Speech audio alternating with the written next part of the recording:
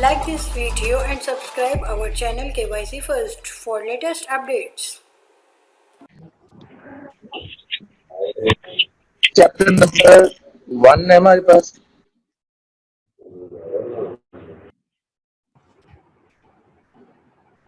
Chapter number 1 और उसका जो टॉपिक है वो है कैरियर्स इन बायोलॉजी।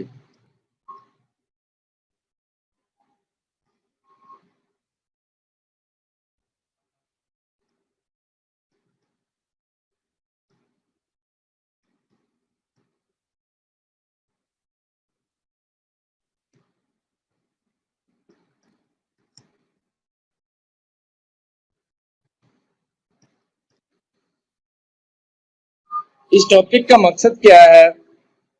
आज से कुछ अर्सा पहले, आज से क्या बल्कि 2009 से पहले जो भी सिलेबस था उसके अंदर ये वाला टॉपिक जो है ये नहीं था। Carriers in biology. बायोलॉजी में कैरियर का मतलब क्या है? शोबे कौन कौन से हैं? आवाज थोड़ी सी आपकी जी आवाज थोड़ी सी इंटरप्शन हो रही है आवाज में, काइंडली देखिएगा जरा इसको। अब आ रही है सर? हाँ जी आ रही है, पहले भी आ रही थी लेकिन इंटरप्शन हो रही थी थोड़ी थोड़ी उसमें ना। बस नेट का कोई मसला होगा। अच्छा चले ठीक हो गया सर। कैरियर्स का मतलब क्या है? शोबे यानी फील्ड्स। वो कौन कौन सी फील्ड्स हैं, वो कौन कौन से प्रोफेशंस हैं जिनको हम after the completion of study यानी बायो पढ़ने के बाद, क्या पढ़ने के बाद? बायो पढ़ने के बाद जिनको हम क्या कर सकते हैं, ज्वाइन कर सकते हैं। इस टॉपिक का मकसद ये है। इसकी जरूरत क्यों महसूस हुई? With the passage of time जैसे जैसे एडवांसमेंट होती जा रही है, जिद्दत आती जा रही है, नॉलेज में इजाफा होता जा रहा है, वैसे वैसे सिर्फ लोगों का कंसेप्ट ये था कि अगर हम बायोलॉजी पढ़ेंगे तो हम सिर्फ क्या बन सकते हैं? डॉक्टर। हम सिर्फ डॉक्टर बन सकते हैं, चाहे वो डेंटल सर्जन हो, चाहे वो यानी हम कह सकते हैं कि हम एमबीबीएस में भी जा सकते हैं, पीडीएस में भी जा सकते हैं या डीबीएम कर सकते हैं, यानी सिंपल क्या, डॉक्टर बन सकते हैं। इस कंसेप्ट की वजह से लोगों ने बायोलॉजी को क्या करना शुरू कर दिया? पढ़ना छोड़ दिया। लोगों ने कहा कि हमने कौन सा डॉक्टर बनना है। जब भी किसी बच्चे को कहा जाता था कि बायो पढ़ो तो वो कहता था मैंने कौन सा डॉक्टर बनना है। यानी ये इतनी मिसकंसेप्शन थी कि सिर्फ बायो पढ़ के हम क्या बन सकते हैं? डॉक्टर बन सकते हैं। इस चीज को मद्देनजर रखते हुए कोर्स कंटेंट वालों ने, कमेटी ने ये सोचा कि भाई इस कंसेप्ट को पहले क्लियर किया जाए कि बायोलॉजी पढ़ने के बाद सिर्फ डॉक्टर नहीं बन सकते, और भी बहुत सारे शोबे हैं जो हम अपना सकते हैं बायो पढ़ने के बाद, ताकि जो बायो पढ़ने वाले हैं यानी जो लर्नर हैं उनका ये कंसेप्ट क्लियर हो जाए कि भाई सिर्फ डॉक्टर नहीं बनना, हम और बहुत सी फील्ड है जिनमें जा सकते हैं। मैट्रिक में बायो पढ़ने के बाद, एफएससी में बायो पढ़ने के बाद, बीएससी में बायो पढ़ने के बाद या एमएससी में पढ़ने के बाद, there are bundle of fields, there are bundle of professions which we can adopt after the study of biology. इस कंसेप्ट को खत्म करने के लिए जस्ट ये टॉपिक 9th की बुक में डाला गया और इसकी वैल्यू भी हुई, कंसेप्शन हुई लोगों की कि नहीं भाई वाकई सिर्फ हमने डॉक्टर नहीं बनना, उसके अलावा भी बहुत सारी फील्ड हैं जिनमें हम जा सकते हैं। तो इस चैप्टर के टॉपिक का मकसद सिर्फ यही था कि बच्चों में क्लैरिटी ऑफ बायोलॉजी हो जाए कि biology is a vast field. ये एक छोटी सी फील्ड नहीं है कि सिर्फ बायो पढ़ेंगे डॉक्टर बन जाएंगे बस, और हर बंदा डॉक्टर नहीं बन सकता।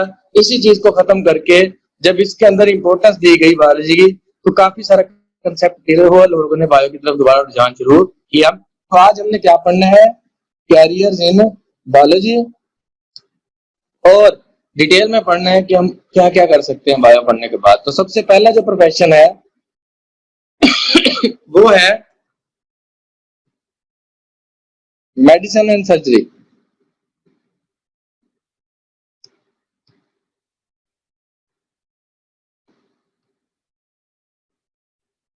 Medicine and surgery.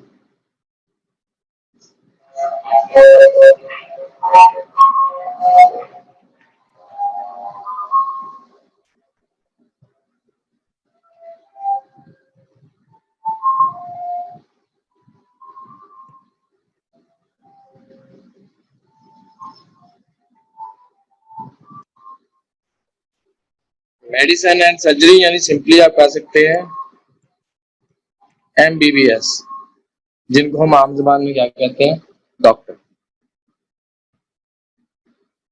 Medicine surgery का मकसद क्या है कि हम ह्यूमंस के अंदर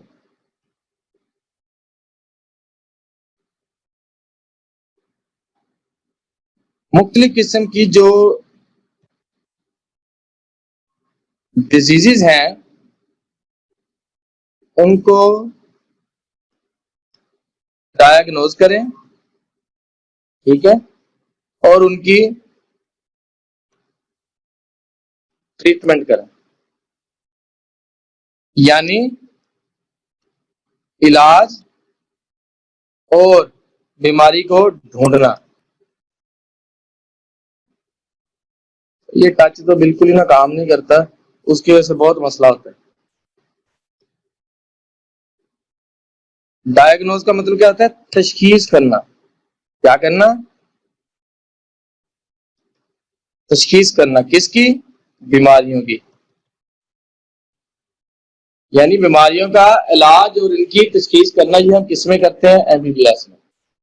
यानी अगर हम बायो पढ़ेंगे तो we will be a doctor, and becoming the doctor we can diagnose the diseases and we can treat the diseases। और ये सारा का सारा किसकी वजह से हुआ, बायो की वजह से। किसकी वजह से, बायो की वजह से। अब यहां पे दो चीजें लिखी हैं, मेडिसिन एंड सर्जरी। अब मेडिसिन में और चीज है, सर्जरी में और चीज है। मेडिसिन में क्या किया जाता है, ये वाली जो चीज है यानी तशखीस करना और ट्रीटमेंट करना, ये सारा का सारा किसमें होता है, मेडिसिन में। किसमें होता है, मेडिसिन के अंदर हम ये काम करते हैं। ये सारा कुछ किसके अंदर आता है, मेडिसिन के अंदर, कि हम बीमारियां ढूंढेंगे और उनका इलाज दरियाफ्त करेंगे। लेकिन जैसे ही हम मूव करते हैं किसकी तरफ,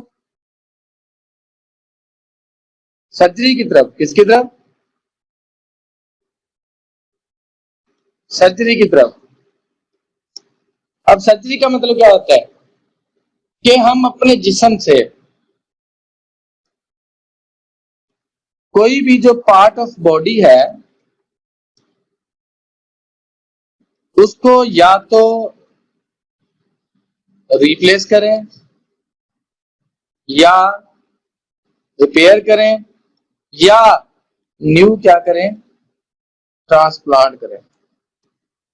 यानी या तो हमारा जो नकारा जिस्म का हिस्सा है उसको रिप्लेस कर दिया जाए, या उसको रिपेयर कर दिया जाए, या उसको ट्रांसप्लांट कर दिया जाए नया किसी का भी। फॉर एग्जाम्पल किडनी स्टोन्स, क्या चीज,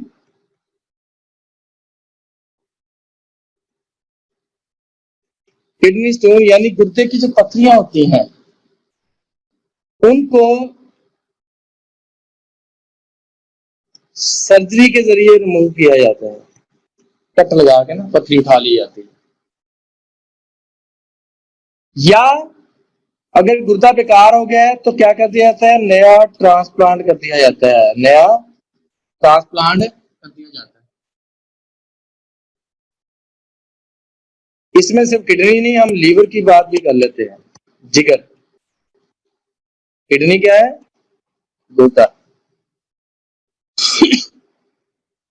तो ये बॉडी पार्ट्स और उसके अलावा भी मैनी मोर, ये सारे या रिपेयर कर दिए जाते हैं या इनको ऑपरेट कर दिया जाता है, इनको सेट किया जाता है। और ये दोनों कोर्स कौन कौन से हैं? मेडिसिन और सर्जरी, ये एक ही कोर्स में पढ़ाए जाते हैं, जिसको हम क्या कहते हैं? MBBS।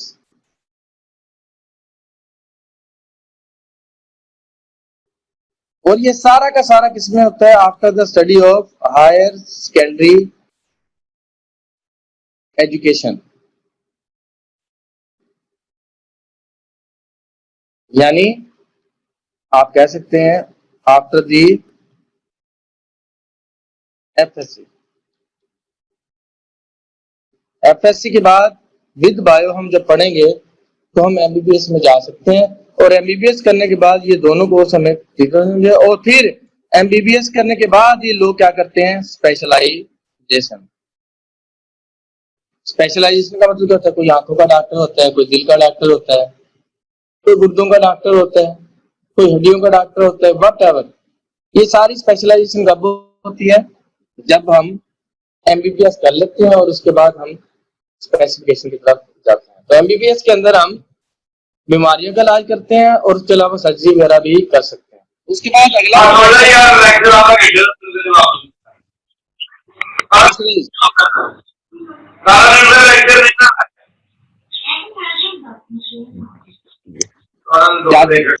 फिशरीज, इसको उर्दू में कहते हैं माही परवरी, यानी मछलियों को पालना, या इसको हम कहते हैं फिश प्रोडक्शन।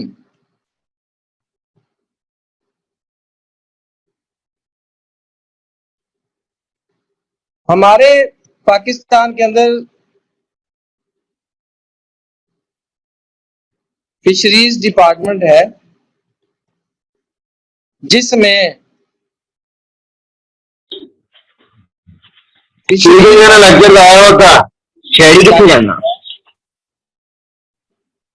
एम्प्लॉय होते हैं, जिनका काम क्या है?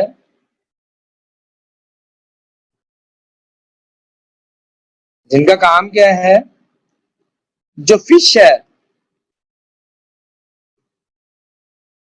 उसकी प्रोडक्शन को एनहांस करना, क्वालिटी को एनहांस करना, क्वांटिटी को। क्वालिटी मतलब मेयार, क्वांटिटी मतलब मिकदार। प्रोडक्शन एनहांसेस का मतलब उसकी ग्रोथ वगैरह को बढ़ाना। ये सारा का सारा कब होता है? जब हम किसका कोर्स पढ़ते हैं? फिशरीज का। और फिर जब हम एक्सपर्ट हो जाते हैं तो हम फिश प्रोडक्शन की तरफ जाते हैं। और ये सारा का सारा फिशरीज का जो शोबा है, MSc जोलॉजी या फिशरीज करने के बाद इस शोबे में हम जा सकते हैं, यानी हम फार्मिंग कर सकते हैं।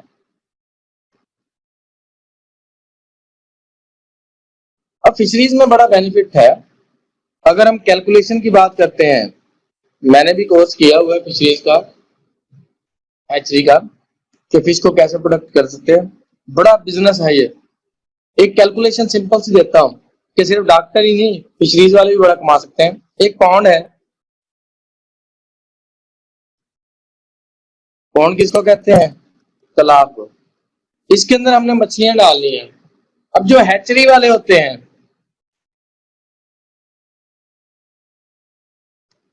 हैचरी यानी जहां से मछली के बच्चे मिलते हैं। इस कैलकुलेशन को अगले पेज पे करते हैं हम लोग।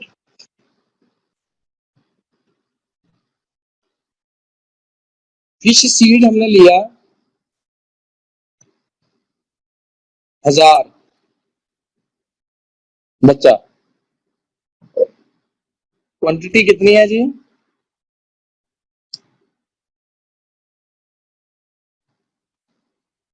और यहाँ पे क्या है? कॉस्ट। क्वांटिटी 1000 है, कॉस्ट कितने का है? 10 रुपए का। तो मल्टीप्लाई किया, टोटल कॉस्ट कितनी आ गई? 10,000 आएगी ना जी। ये कॉस्ट आई, हमने इसको तालाब में डाल दिया, मछली के बच्चों को तालाब में डाल दिया, इनकी ग्रोथ करवाई। 2 से 3 माह के अंदर हमने कितने डाले थे? 1000। कितने डाले थे? 1000। ये 2-3 माह के बाद हमने, जब ये तैयार होगी 1.5 किलो की तकरीबन एक होती है, हमने कहा 800 जिंदा हैं, 200 जो हैं मर गई हैं। हमें मिली कितनी? 800। फीड का इनका कोई इतना खास एक्सपेंडिचर नहीं होता। आप कह सकते हैं कि हम इनको घास भी डाल सकते हैं, बाई प्रोडक्ट्स भी डाल सकते हैं, या फिश सीड भी डाल सकते हैं, जो भी। 800 को जब आप इससे जरब देंगे तो ये तकरीबन बन जाती है 1200 केजी।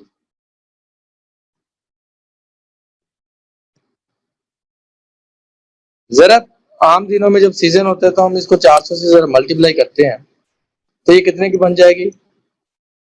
48,000 की। चलो हम 10,000 ये निकाल दें, कोई 4,000 पर मंथ के लिहाज से हम कहते हैं कि 12,000 जो है वो खर्च हुआ, किसी बंदे को हमने रखा इसकी ट्रीटमेंट के लिए, 22,000 हो गया। 10,000 हमने किसका रखा? फीड का रखा, तो कितना हो गया? ये तकरीबन हो गया 32,000। इसमें से जब 32,000 निकाला तो पीछे हमारे पास कितना बन गया? 16,000 का हमें क्या हुआ? प्रॉफिट हुआ 2 माह के अंदर। एक छोटे से पॉइंट की बात कर रहा हूं मैं,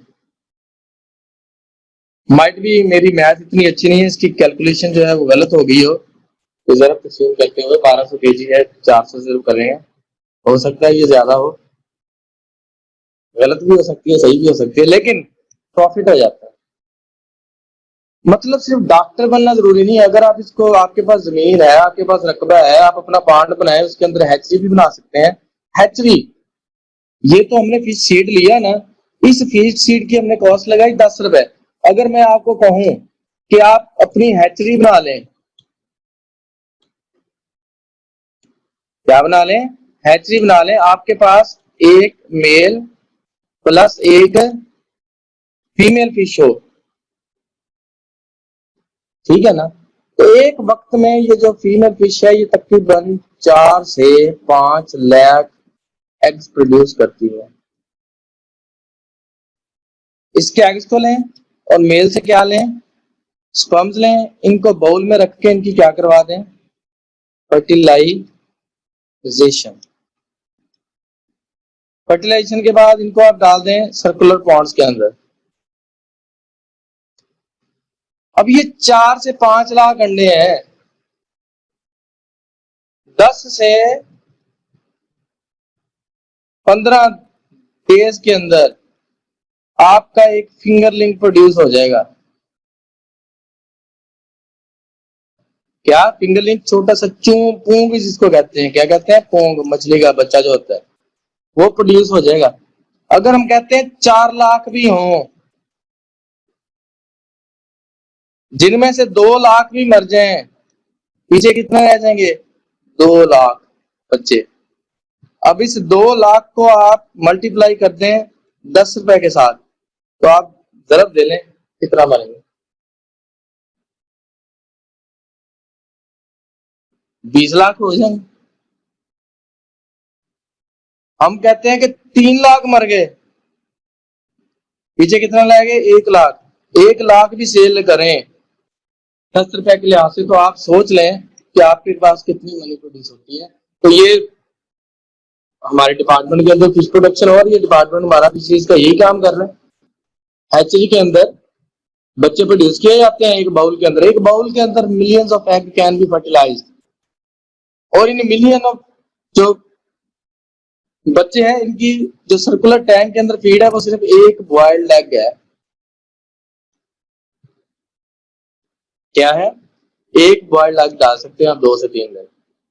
तो खुद सोचें कि अगर आपके पास थोड़ी सी इन्वेस्टमेंट है, आपके पास जगह है, then it is one of the best business. बहुत ज्यादा। ये आप इधर भी ना जाएं, इसको भी छोड़ दें, सिर्फ ये हैचरी वाला काम कर लें तो आप देखेंगे आपके पास कितने पैसे बनते हैं। तो it means by studying the biology you can adopt the profession of fisheries and that is one of the basic profession after the MBBS। Bio वाली फिशरीज में जाते हैं, बहुत सारे शोबे हैं फिशरीज डिपार्टमेंट के अंदर। असिस्टेंट डायरेक्टर फिशरीज होता है, डायरेक्टर फिशरीज होता है, वार्डन फिशरीज होता है, इंस्पेक्टर फिशरीज होता है, और भी मैनी मोर, 4 से 5 हैं जिनमें प्रमोशन फिर होती रहती है। और हर तहसील लेवल पे ये फिशरीज का डिपार्टमेंट होता है, डिवीजन में भी होता है। बड़ा अच्छा है। तो आप बायो पढ़ने के बाद इस शोबे को भी अडॉप्ट कर सकते हैं। सिर्फ ये नहीं कि मैंने बायो पढ़नी है तो डॉक्टर बना, नहीं। If a person with the background of farmer, अगर उसका किसान है, माँ बाप, उनके पास तो अपनी जमीन है, वो पॉन्ड बना सकते हैं, वो हैचरी बना सकते हैं। थोड़ा सा विद इन 2 to 3 मंथ अगर आप लर्निंग कर लें और अपने सब्जेक्ट पे कमांड हासिल कर लें तो आप बिजनेस कर सकते हैं। नेक्स्ट हम मूव करते हैं, अगला जो है वो है एग्रीकल्चर प्रोफेशन।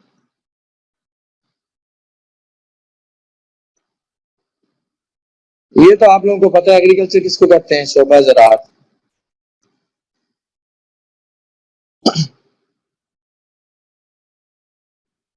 इसमें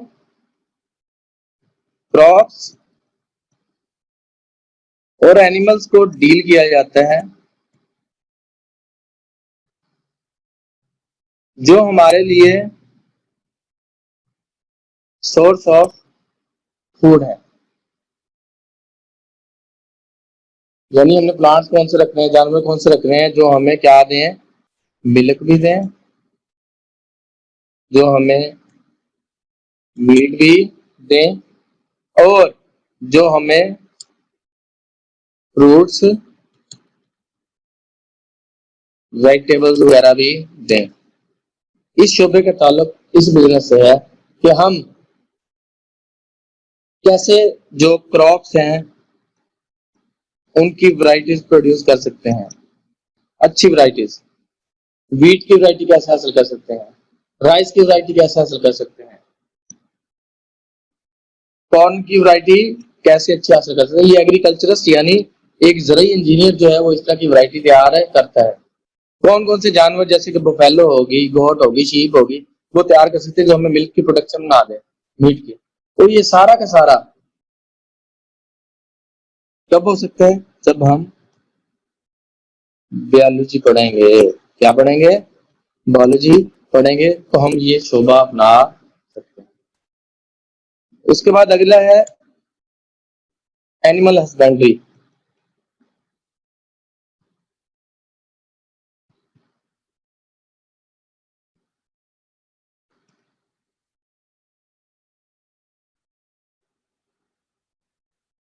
एनिमल हस्बेंड्री कहते हैं जिनके अंदर हम एनिमल्स को डील करते हैं, उनकी मुख्तलिफ स्पीशीज को डील करते हैं, उनकी डिफरेंट वैरायटीज को डील करते हैं, उनकी प्रोडक्शन को इंक्रीज करने की कोशिश करते हैं। ये सारा का सारा किसमें, एनिमल हस्बेंड्री आ सकता है। और ये किसके साथ हम डील कर सकते हैं, after the study of biology. अगला है हॉर्टिकल्चर।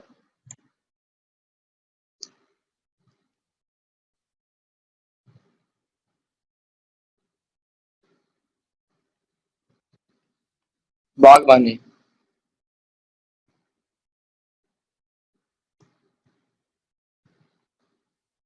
बागों में क्या होते हैं, एक हॉर्टिकल्चरस्ट जो होगा, हॉर्टिकल्चरस्ट जो होगा वो पुराने और नए बाग और ऑर्नामेंटल यानी नुमाइशी पौधे लगाने के लिए हुकूमत को तजवीज़ें देगा कि हम नुमाइशी पौधे कितनी कितनी वैरायटी लगा सकते हैं, जो नई वैरायटी है, जो पुरानी वैरायटी है, उनको कैसे हम इंक्रीज कर सकते हैं। और ये सारा का सारा किसमें होगा, by studying the botany. Botany पढ़ने के बाद हम इस शोबे में जा सकते हैं। हम फ्रूट्स वाले प्लांट्स लगा सकते हैं, हम वेजिटेबल्स वाले प्लांट्स लगा सकते हैं, बागात लगा सकते हैं और उनसे हमें आउटपुट बहुत सारी मिल जाएगी। नेक्स्ट शोबा है फार्मिंग।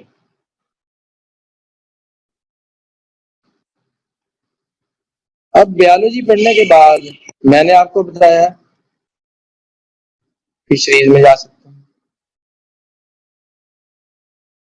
एग्रीकल्चर में जा सकते हैं, एनिमल हस्बेंड्री में जा सकते हैं, हॉर्टिकल्चर में जा सकते हैं। अब ये सारा क्या है, फिश फार्म बना सकते हैं, फ्रूट फार्म बना सकते हैं, डेयरी फार्म बना सकते हैं। ये भी किसमें आएगा, फ्रूट फार्म्स के अंदर। अब ये सारे क्या हैं, फार्म्स हैं जो हम किसके बाद अडॉप्ट कर रहे हैं, after the study of biology. यानी फिशरीज पढ़ेंगे तो फिश फार्म बना सकते हैं, एग्रीकल्चर पढ़ेंगे तो फार्म हाउस बना सकते हैं, फ्रूट फार्म बना सकते हैं, एनिमल हस्बेंड्री करेंगे तो पोल्ट्री फार्म बना सकते हैं, डेयरी फार्म भी बना सकते हैं, हॉर्टिकल्चर करेंगे तो फ्रूट फार्म बना सकते हैं। ये सारे क्या हैं, by studying these all professions we can make any kind of farm and this profession is called the farming.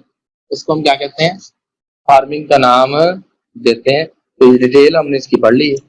Fisheries में कैसे जा सकते हैं, एग्रीकल्चर में कैसे जा सकते हैं, एनिमल हस्बेंड्री में कैसे जा सकते हैं और हॉर्टिकल्चर में कैसे जा सकते हैं। ये सारे शोबे हम किस में पढ़ सकते हैं, आफ्टर स्टडिंग द गर्ल। अब अगला शोबा जो है वो है फॉरेस्ट्री।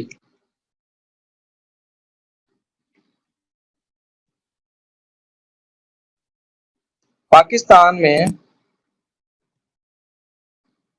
फॉरेस्ट डिपार्टमेंट है,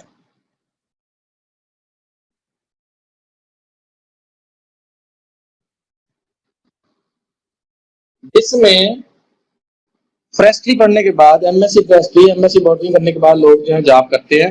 आपने देखा होगा कि रोड्स के साथ साथ ट्रीज होते हैं, उन ट्रीज के ऊपर कलर या नंबर लगे हुए होते हैं, वो हुकूमत पाकिस्तान ने लगाए होते हैं, गवर्नमेंट ऑफ पाकिस्तान ने लगाए होते हैं। इन दरख्तों को सिर्फ हुकूमत पाकिस्तान ही बेच सकती है। तो एक जो फॉरेस्टर होता है वो गवर्नमेंट को तजवीज देता है कि इस जगह पे नए दरख्त लगा दें और इस जगह से पुराने दरख्तों को काट लें, लगा दें या काट दें। वो बताता है कि how we can improve the forest, how can increase the trees in our country. और वो जब उनको सेल आउट करते हैं तो हमें बेनिफिट होता है। ये भी किसके बाद पढ़ सकते हैं, after the study of biology in higher secondary education. तो फॉरेस्ट्री में भी हम जा सकते हैं, हमें जॉब मिल सकती है। उसके बाद लास्ट है, नॉट द फाइनल, बायोटेक्नोलॉजी है।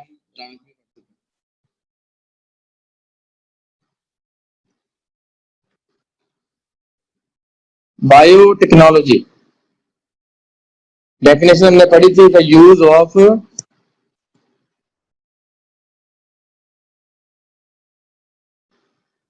Microbes for the benefit of humans. कैसे, बाय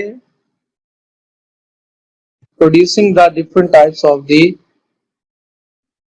प्रोडक्ट्स, चीजें बनाते हैं जिनको इंसान इस्तेमाल करते हैं, जैसे